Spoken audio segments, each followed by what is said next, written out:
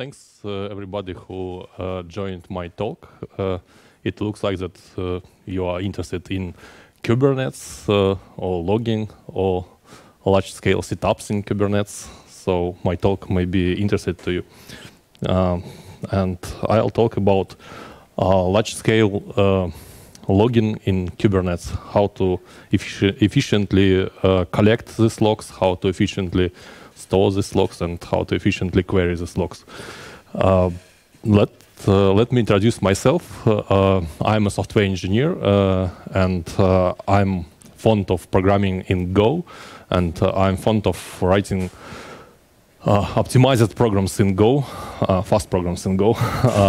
Probably if you program in Go, probably you know my packages such as fast HTTP, quick template, and so on. And during the last few years, I started my own project. It's VictoriaMetrics. It's open source time series database and monitoring solution. It's like Prometheus. And recently, I also started another project, which is VictoriaLogs. It's observability solution for logs, database for logs. And I'll cover this database later in the second part of the talk. Let's refresh our knowledge about Kubernetes. Probably somebody doesn't know what is how Kubernetes works. What is this?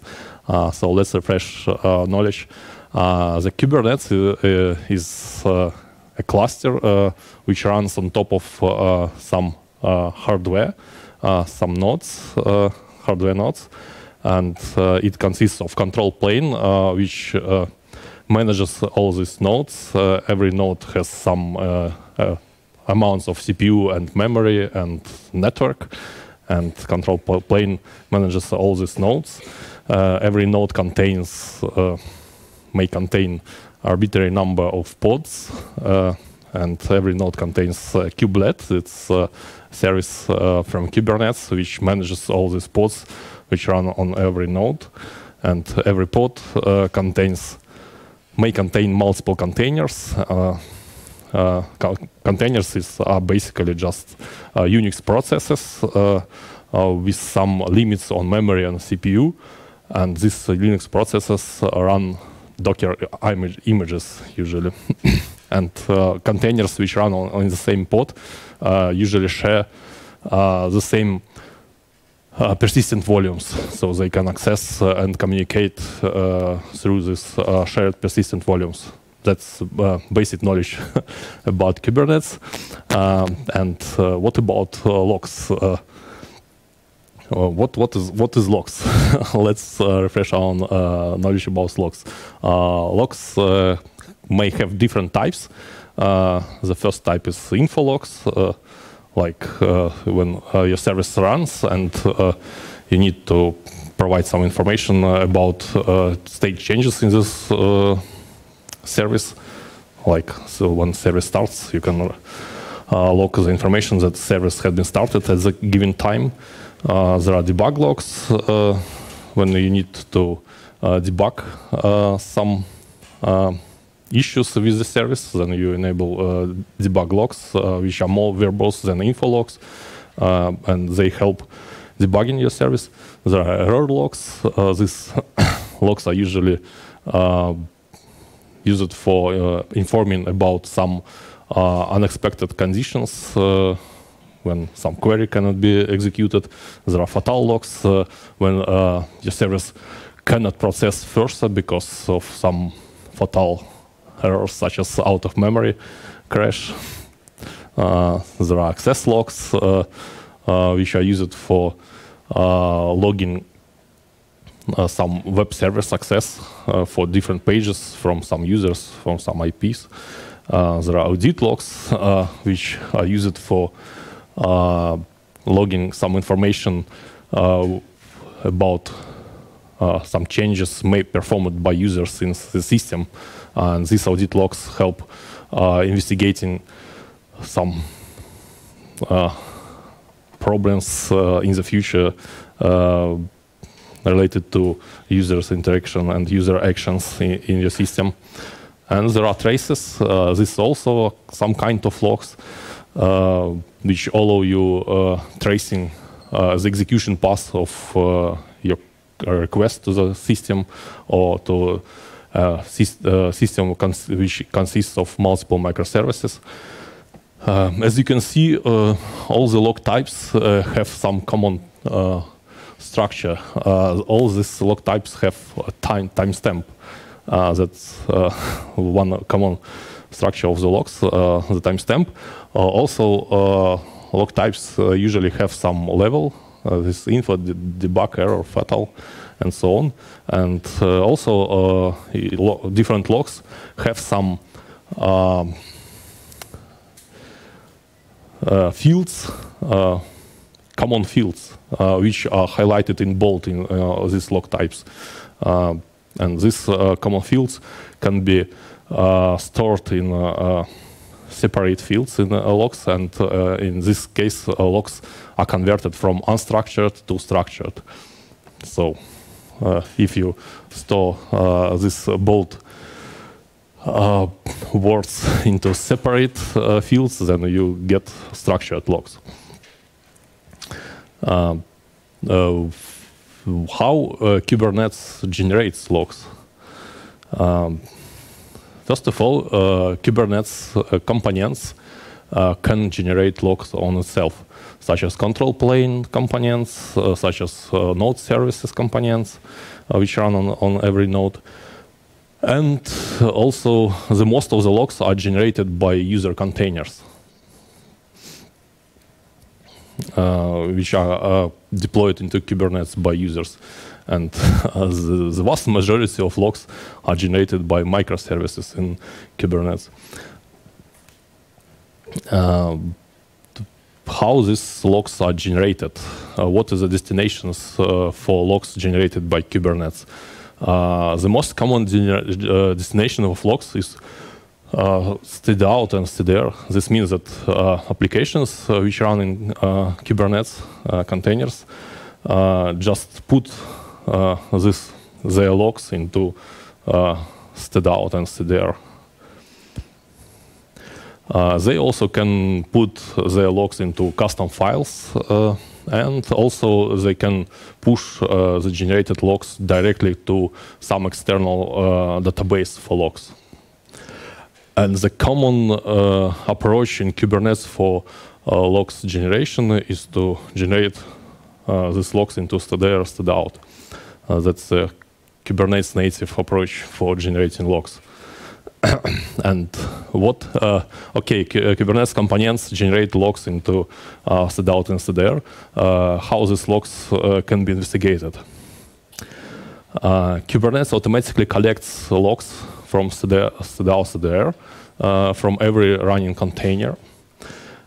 It puts these logs into separate, distinct files on local Kubernetes nodes where this container runs. And every such log file is limited in size with 10 megabytes by default. All the logs are automatically dropped. So Kubernetes automatically rotates logs for you. And also logs for stopped containers are eventually dropped by Kubernetes. What does this mean? And all these generated logs can be inspected and analyzed with kubectl command, kubectl logs command. That's example how to investigate logs for some container which runs on some pod. The features of kubectl logs are: the first feature is that kubectl logs scales great to millions of containers because for every container it just stores logs into local files on this local node. This means that the number of log files is limited on every node. And if you add more nodes to your Kubernetes cluster, then this means that you increase the capacity and scalability for this logging solution in Kubernetes. That's why it scales to millions of containers if you have Kubernetes cluster with thousands, tens of thousands of nodes, for instance. kubectl logs allows following logs for running containers. It supports tail-f functionality. That's great for debugging of currently running containers. And kubectl logs integrates with traditional Unix command line tools such as grep, head, tail, and so on. You can write kubectl logs f, so it follows logs for some container and then pipe these logs to different command line tools from Unix in order to further analyze these logs. But kubectl logs has some issues. The first issue is that it is limited by default to 10 megabytes of logs per each running container, as I already said before.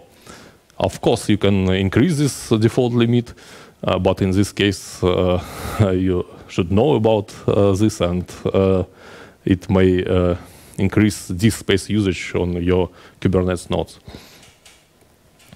And logs for stopped containers are eventually dropped. This means that you cannot investigate logs for already stopped containers because they are lost. Also, kubectl logs doesn't provide the ability to quickly search for some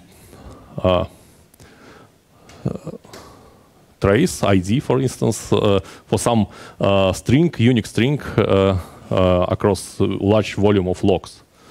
For instance, find of logs with some given trace ID when you want to investigate all the logs related to some request across multiple microservices. Also, kubectl logs doesn't provide tools for log analytics. For instance, you cannot find containers which generate the most of the logs, or the most of the logs which contain some particular string. Which solutions, which requirements should be satisfied for large-scale logging solution for Kubernetes? The first requirement is this solution should forward logs from all the containers in Kubernetes to a centralized database for logs.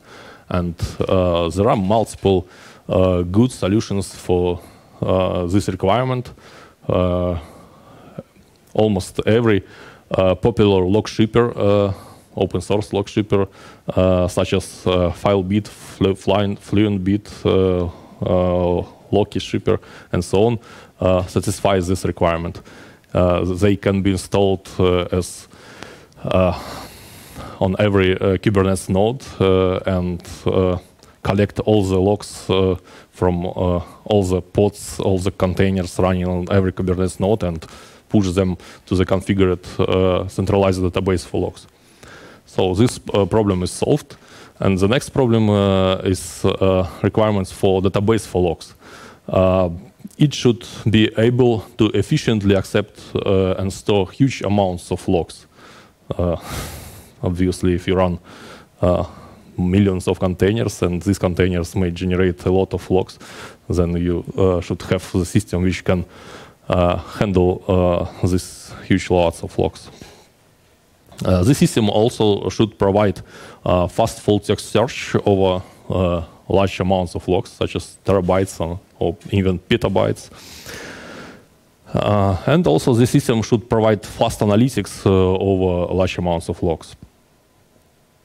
Because that's why we collect logs. The first reason why we collect logs is to be able to debug these logs later. So you need fast full stack search and fast analytics over large amounts of logs. Which databases do exist for Kubernetes logs?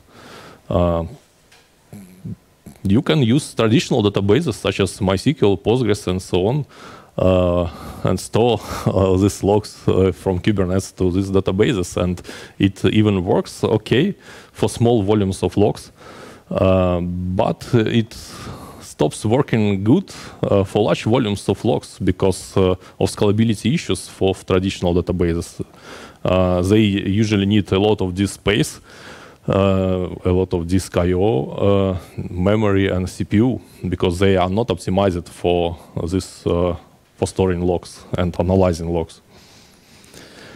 And also, traditional databases have not so good usability for typical logging tasks for analyzing logs. They usually provide SQL, and SQL is a very powerful query language, but it is not optimized for typical tasks for logs. There are better languages for logs. What about analytical databases? Have you heard about ClickHouse database? No? That's great open source analytical database. It is optimized for storing a lot of data in it and performing fast queries over this data. It works when compared to traditional databases such as MySQL and Postgres. Then ClickHouse can perform queries on the same hardware up to 100 times, even 1,000 times faster on the same hardware than traditional databases. So it scales great for large log volumes, but it has issues because it is not trivial to configure it properly. And it needs custom tools for log ingestion and log queries, because it provides the same SQL, custom SQL dialect, and you need to use this custom SQL dialect for log ingestion and log querying. And it also this custom SQL dialect is optimized for analytical tasks, and log tasks may be not so good correlated with analytical tasks. That's why ClickHouse is a good solution, but it has some issues. What about document indexing databases such as Elasticsearch and OpenSearch? These databases provide fast search and analytics over large volumes of logs because they are optimized for such tasks. But they have issues. And the first issue which you stumble when you run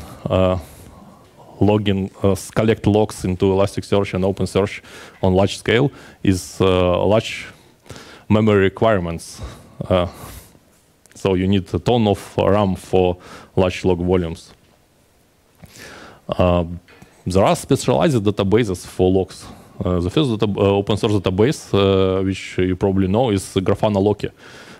It provides good compression for logs. It's optimized for storing logs, so it compresses logs much better than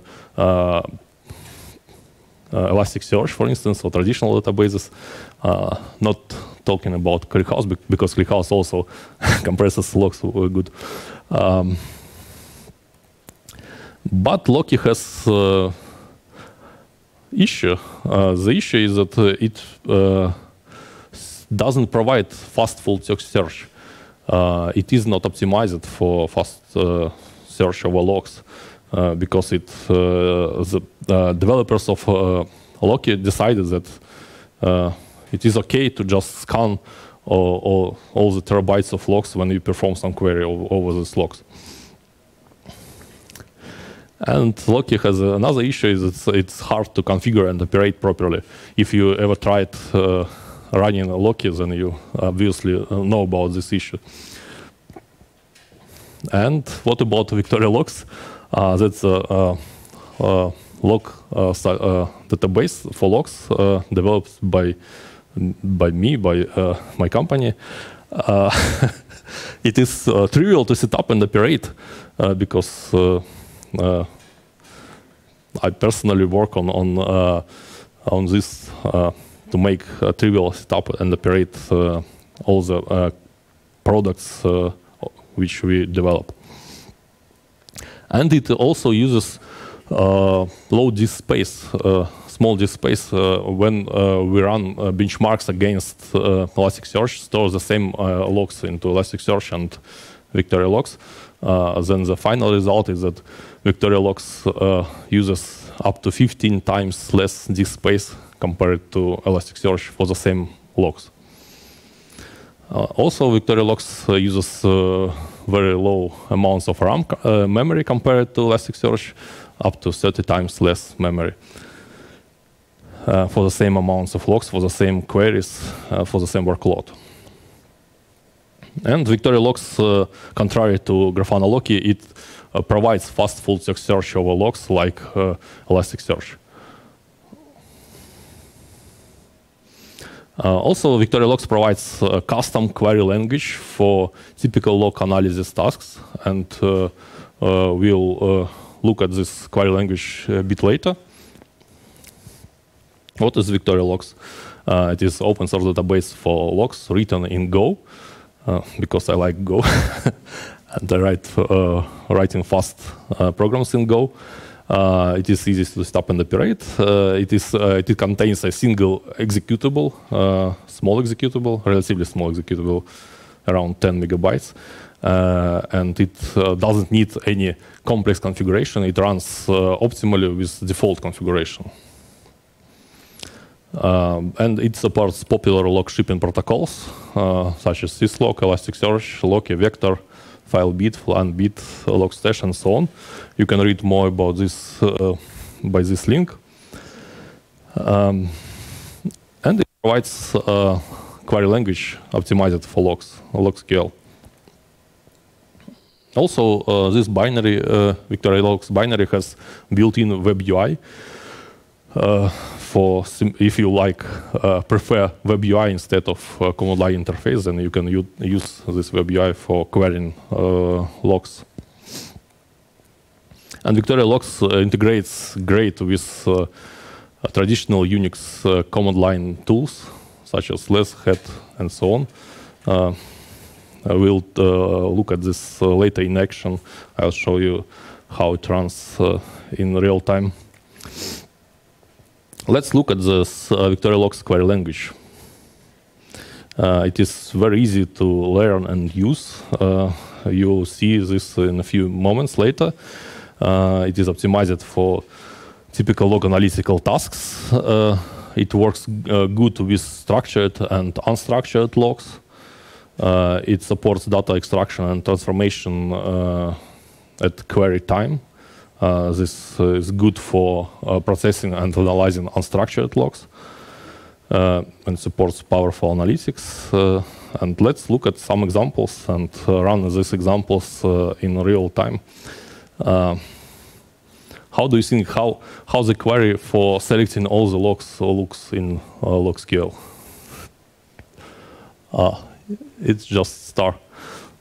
So let's try this example here in command line.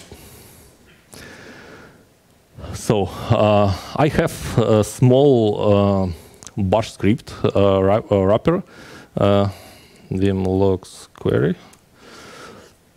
which sends the query to HTTP endpoint and returns the result. Let's run this simple query. And it runs this query against the sandbox at victoriametrics.com. This sandbox collects all the logs at our sandbox Kubernetes clusters for the last year. And this cluster contains around 2 terabytes of logs right now. So let's look how it selects all the logs.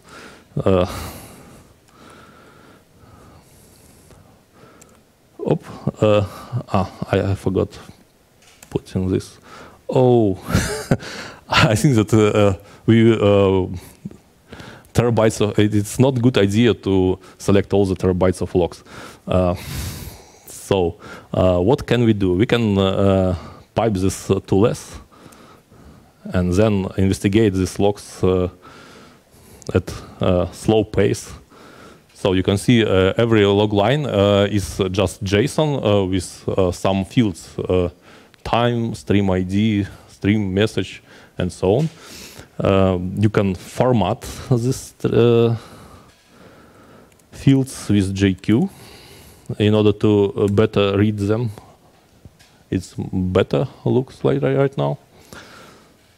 So what's the point? The point is that right now I just run this select all logs from 2 terabytes of logs command right now, and as you see, it executes almost instantly, and the VictoriaMetrics service doesn't crash at that time because it selects all the logs on demand when the client reads these logs from the response. And if clients stop reading these logs from response, then the server stops searching and processing these logs. That's how it works. And also, if you stop executing, cancel executing the query, then VictoriaLogs server instantly discovers that the client closes the connection and instantly stops processing this query and frees up all the resources. That's why you can freely select billions of logs with a simple command. Let's look at other more complex queries. How to count the number of logs for the last hour. That's how query looks like. Let's try executing it.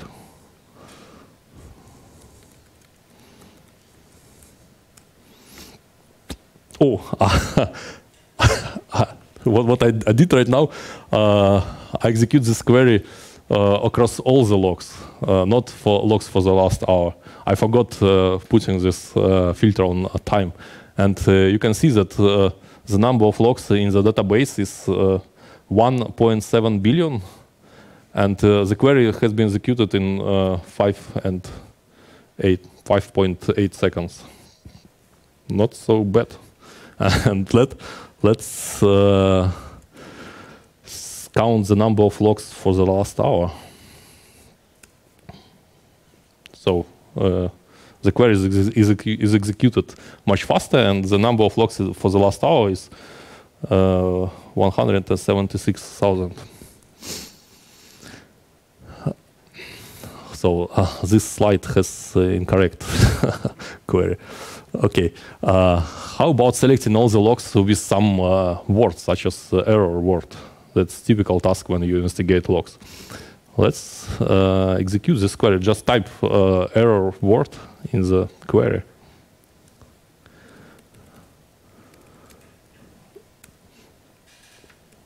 So you see that there are a lot of different information, and you can see that every log message, it's not visible. Let's make it more visible.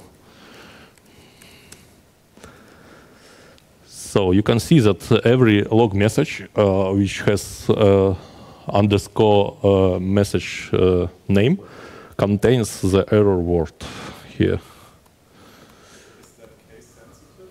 No, it is not case sensitive. If you need case sensitivity, then there are solutions. The first solution is to enumerate these different cases which you expect to find, for instance, like this one.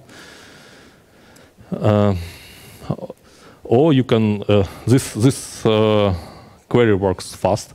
Or if you can use regular expressions with case-insensitive regular expressions, they are not so fast as this query type, but it works.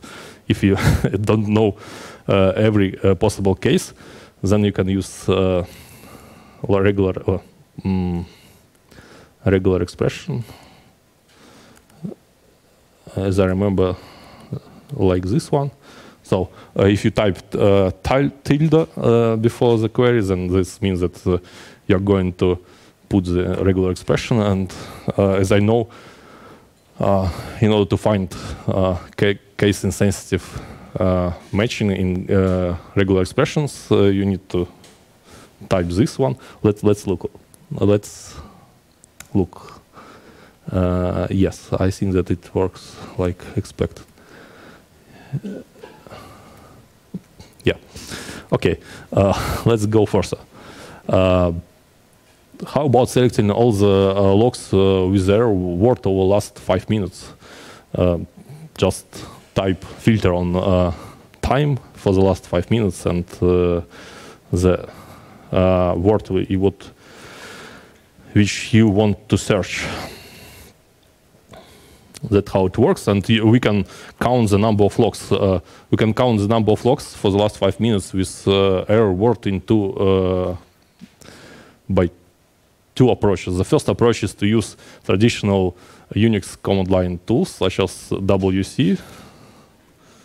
You can just pipe all the selected logs into WC, and it will show you the number of logs, 3,500 logs. And another approach is to calculate this number of logs at query time with the query here. So you can see the number is almost the same. It differs because this system runs and collects logs at real time. So let's look at this how to select logs with the different words over the last 5 minutes. I guess you already know, because I already showed you how to select logs with different cases. Just use OR, and you can use parentheses in order to make this query more visible, the intention of the query more visible. Because if you don't put this parentheses, then the query will be executed as find the logs for the last 5 minutes with the error word, or any logs with the warning word without the filter on time. Okay, let's run this query and see what it shows. Oh.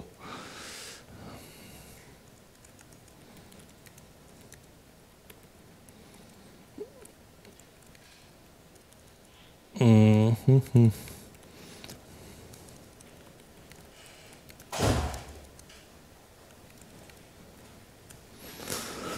So I typed the fields filter on the query in order to limit the number of fields which the query returns. It just returns only message field, and you can see there are a lot of different messages matching this filter. These messages contain either error word or warning word.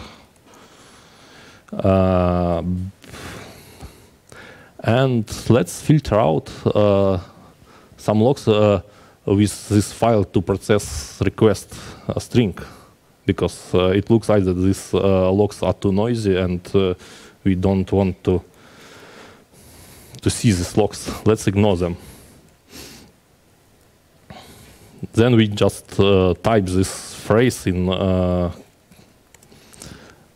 quotes and put this exclamation mark in front of this phrase, and in this way we just filter out these unneeded logs. Let's run it again and see that this phrase doesn't appear in these logs.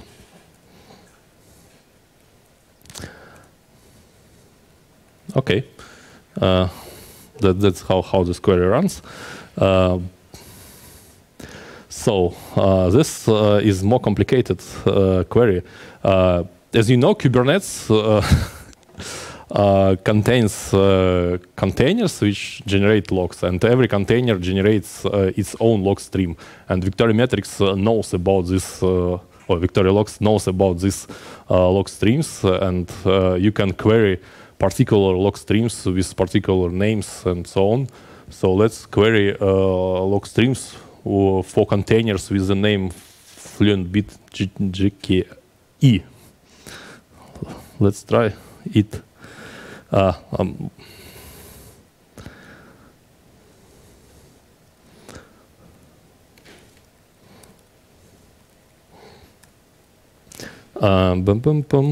JQ. So here we have logs with different log fields, and one of these log fields is Kubernetes container name. Yeah, you can see that this Kubernetes container name Grafana, GK metadata server, and so on. So let's select all the logs for some Kubernetes container for Grafana, for instance. How to do this? Just type this Kubernetes container name field name and type colon, and after the colon type the filter for this particular column, Grafana, for instance. So now you get only logs for this particular Grafana container. Kubernetes container name. Okay. There is a container with which contains Grafana word inside the container name field, like Grafana SC dashboard at the top. We can type the query which matches strictly matches only Grafana. Just put equal sign in front of Grafana, and let's run it again. And now you can see that the Kubernetes container name only contains Grafana word. That's how it works. Okay.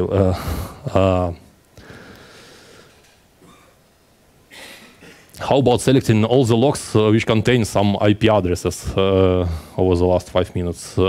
IP address can be expressed as a regular expression like this one, and in this way we can select all the logs which contain this, which match this regular expression, and this means that they contain some IP address. Let's run it.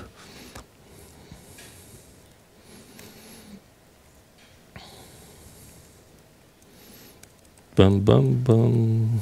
So we put this tilde in front of the filter, which means that we are going to type some regular expression, and let's type this regular expression.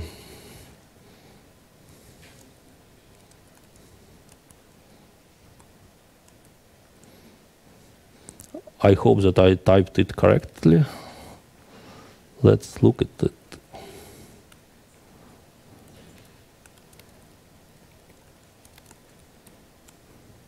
No, something is wrong. Here should be square brackets. Yes. So you can see that VictoriaLogs returns you only messages with some IP addresses. How about extracting these IP addresses? Okay, that's another query. How about extracting these IP addresses and counting the number of most frequently seen IP addresses? This can be done with extract regexp function. Just type this query, this regexp again.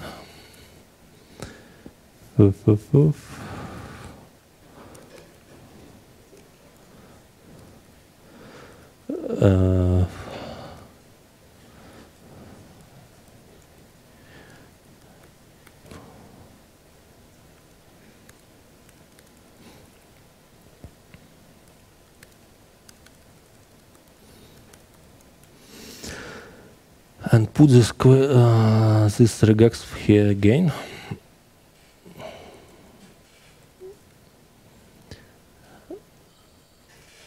Pum, pum, pum.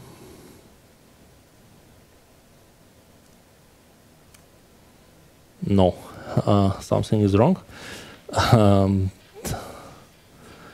What is wrong? No. It is okay, but no. Oh, it's hard. Let's try, just execute this query from which I already prepared here. What does it do?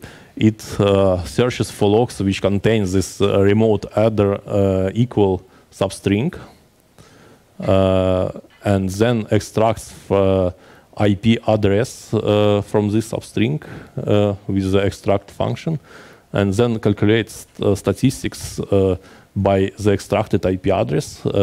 It counts the number of matching rows per each IP address, and then sorts this statistics by rows in descending order, and leaves only the first top 10 rows. That's how it works. Let's execute it and see what it returns.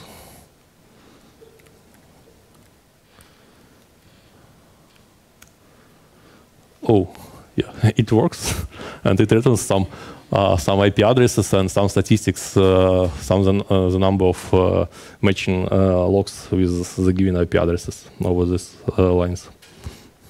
Okay, let's go further. More advanced functions. For instance, select top 5 containers which generate the most of logs with the error word for the last 5 minutes. This query will return you this information. Let's try executing this query.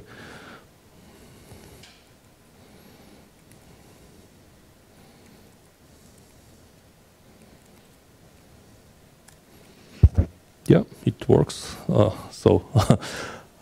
The flying bit GKE container generates the most of error logs according to the stats. Okay, let's go further. Oh, that's a monster query. What it does, it selects the top 5 container names which generate the biggest error rate over the last hour. This means that it calculates the total number of rows per each container, the total number of rows per each container with the error word, and then divides the number of rows with errors by the total number of rows, filters the error rate. It should be bigger than 0 because we are not interested in containers which do not generate any logs, and also it filters out logs which generate only errors with this filter less than 1. And then we sort the statistics by error rate in descending order and leave only 5 top 5 entries. Let's look at the query result.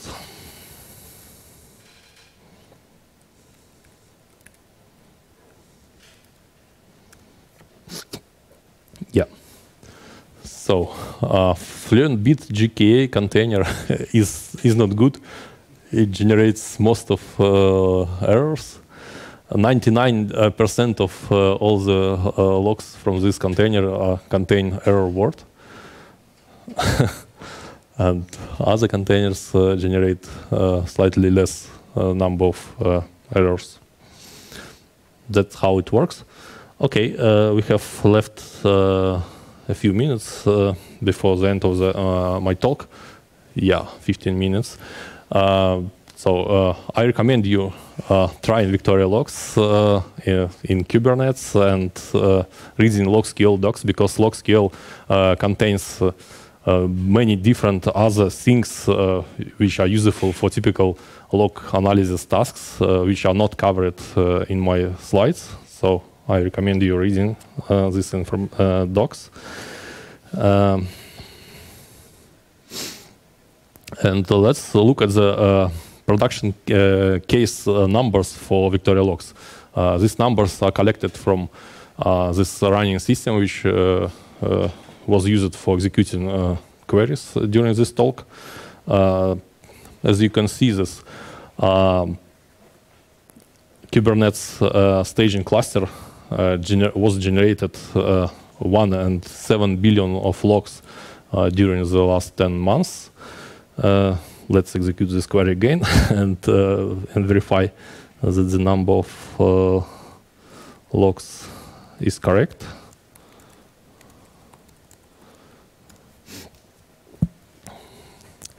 Yeah, 1.7 billion logs here. The disk space usage, all this 1.7 billion of logs occupy 33 gigabytes of disk space right now. And the uncompressed size of these logs is more than 2 terabytes. This means that the compression rate for these logs, for typical Kubernetes installation logs, is more than 60 times. By the way, these names in braces, VL storage rows, VL data size bytes, VL uncompressed data size bytes are metric names which are exposed by VictoriaLogs and which are collected by Victoria Metrics, and you can look at this information at these metrics, how they change over time when you run VictoriaLogs in your environment. Memory usage, it uses only 200 megabytes of memory on average during data ingestion. Of course, it can use more memory during heavy queries, but in steady state, it uses 200 megabytes. And CPU usage, it uses only 5% of single CPU core right now for collecting all this stream of logs. As for performance, this VictoriaLogs instance runs on in a container, Kubernetes container with 4 CPU cores limit and 14 gigabytes of memory limit. And this VictoriaLogs instance can return you the last 100 logs with the error word in 50 milliseconds. It can count the number of logs with the error word for the last day in 0.6 seconds, and it finds around 1 million of logs in this case. It can count the number of logs, total number of logs over the last 100 days in the same 0.6 milliseconds, and it finds almost 500 million of logs. It can find the top 5 applications, Kubernetes containers which generate the most of logs over the last 100 days in slightly more than 1 second. It can count the number of logs with some very rarely seen strings, such as foobar, across all the billion logs in 4 seconds. It finds around 300 entries across this number of logs. So it's quite performant. And I think that we have some time for questions. Yeah.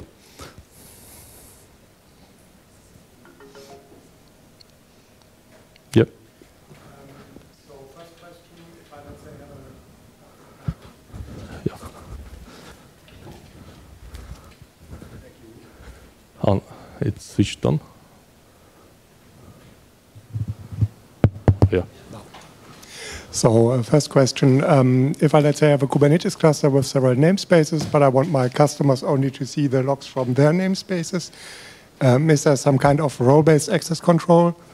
So I can limit the visibility of logs to, let's say, particular namespaces. And the second question would be, is there a way to integrate dashboards? Or can I use the output from Victoria metrics or VictoriaLogs in a dashboard? Regarding the fine-grained access, RBAC access, VictoriaLogs doesn't provide any such role-based access right now. Probably this may be a good feature request in the future, but not right now. I think the most straightforward solution for this access restriction is to use different instances for different namespaces of VictoriaLogs and protect every such instance with some authorizing proxy in front of it. As for second question regarding those dashboards, VictoriaLogs has a Grafana plugin for Grafana. So you can install this plugin and build dashboards in Grafana with queries for VictoriaLogs. And obviously you can use any other data sources in Grafana. You can query Victoria Metrics, Prometheus, and other databases on the same dashboard. Yep. So.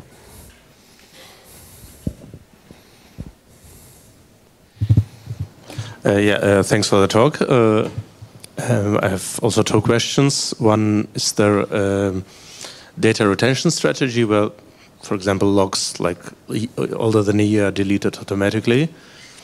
And second, well, not all of us have the luck to work on Docker Kubernetes stuff. For example, I have a huge monolith application that nevertheless writes like a dozen different log files from different components. Is there a way to ingest them and separate by the source file? I forgot your first question. Could you repeat? The first one was about data retention. Regarding retention. VictoriaLogs provides two approaches for data retention. The first approach is to it accepts command line flag, which sets the number of days for the retention. And VictoriaLogs automatically drops all the logs when they go out of the retention. That's the first approach. And the second approach, you can set the maximum disk space usage for VictoriaLogs logs. And when this limit is reached, then VictoriaLogs drops all the oldest logs. That's how retention works right now. And this retention is global. You cannot configure it fine-grained on different types of logs. And the second question is... it was about monolithic application with multiple log files. If monolithic application generates multiple log files, then you can use the same log shippers, such as FileBit, configure them to collect logs from any number of log files located in different directories and push these logs to VictoriaLogs. And are they separated similar to the Kubernetes containers?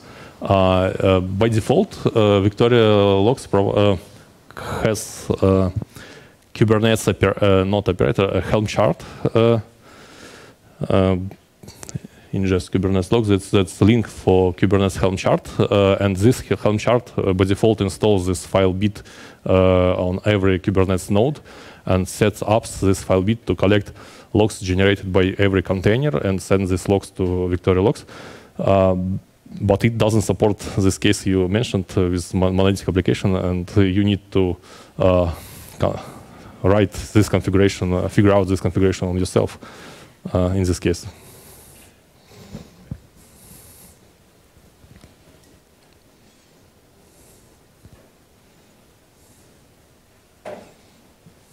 So that's all.